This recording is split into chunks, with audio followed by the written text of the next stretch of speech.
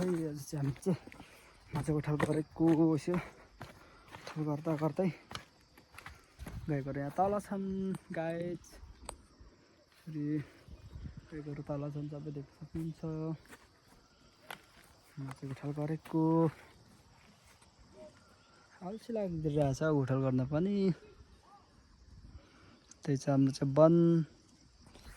जङ्गलमा गर्नुपर्छ त्यसले गर्दा पानी खाना लान लागेको अब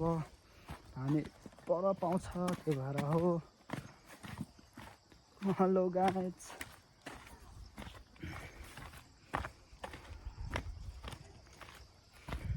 कस्तो कुदिरहेको छ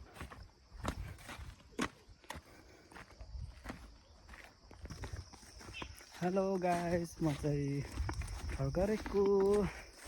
छाता बोकेर